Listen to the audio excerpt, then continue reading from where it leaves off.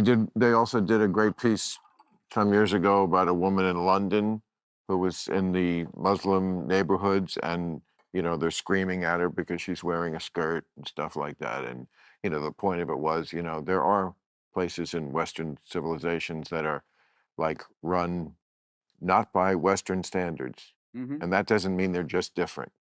That Well, yeah, but I mean, there are cultural enclaves everywhere. Right, but we There's but we should agree that women should be able to wear what they want. yes. If you don't agree with that, then you're not a liberal to begin with. Well, Women, yes, I call me a crazy liberal, but I think women should have freedom. I agree as well. I Okay, agree as well. but they don't in these neighborhoods. It was the 60 Minutes piece that they Well, did. one could argue that that women don't have the freedom to dress where they are in dress how they want to dress in many places. They used to get catcalled all the time. They used to, Used there's to, well, but they we're talking no, about now. well, Yeah, used to, a lot of shit used to happen, but what's going on now in the world?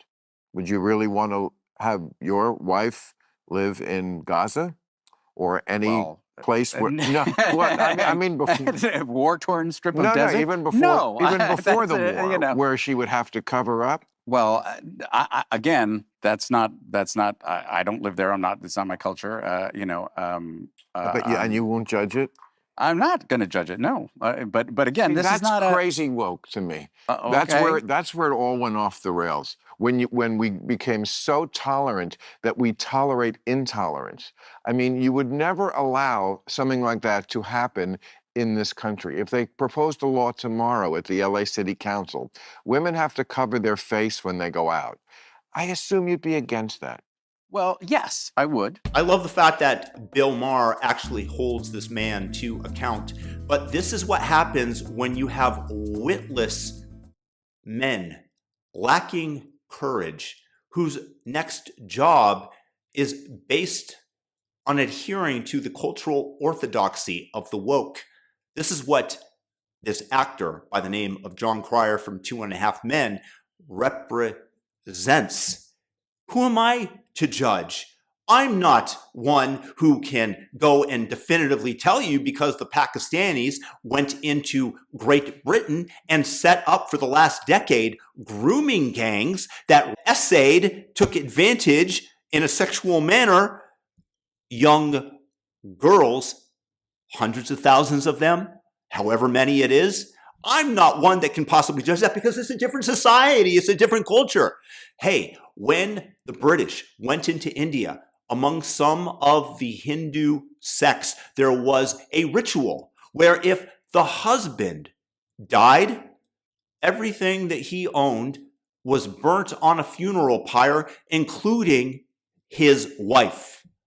Now, this is a completely barbaric practice, in my opinion. But hey, if I'm woke, then who am I to judge? Now, the British came in and said, you can go ahead and burn the wife on the funeral pyre, so long as you're willing to face going to the gallows yourself.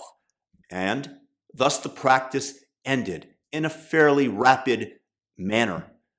Who says that one culture is not superior to another?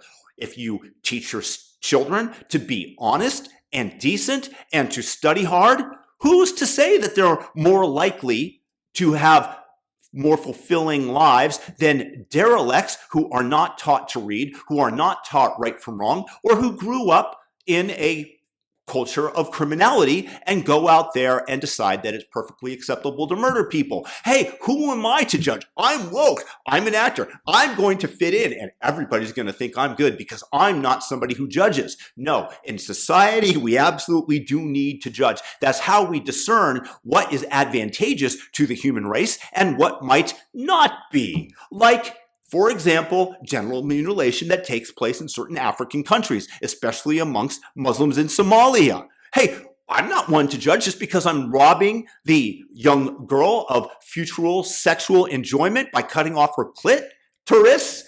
I'm not one to judge because, this is their practice. I'm not going to intervene. And this is the moral decay of society. When you are unable to discern what advantages you, your family, your group versus horrible ideas because I don't want to offend. I'm not going to criticize them. That is where you get grooming gangs going around Great Britain. This is why British cultural heritage is being destroyed in a rapid manner by Muslim immigrants that are taking over the country. As J.D. Vance joked, perhaps the first Islamic country that's going to get the nuclear bomb will be England. Yeah, you have Pakistan, but it's a joke. And it's just showing you the destruction that the Brits have invited upon themselves and why we must maintain some semblance of immigration in America in order to maintain our values, which frankly do lead to better and more economic prosperity than in other parts of the world where half of the population is forbidden from entering the workplace should they want to. But American women are so oppressed. The Western woman, oh my goodness, they're oppressed. And that's why they march for Hamas. That's why these leftist liberal retards march for Palestine, from the river to the sea, something that they don't even understand. That's the Jordan River to the Mediterranean is what they want. They want the land free of Jews because, you know, the Jews are so oppressive to those females and to the queers for Palestine who march alongside and chant for Hamas, failing to recognize that should they visit the Gaza Strip, that they would be instantly dropped from the tallest building left over from whatever Israeli airstrikes might have decimated the region because they are gay. But who am I to judge? Go for it. You're the judgeless, so will I be.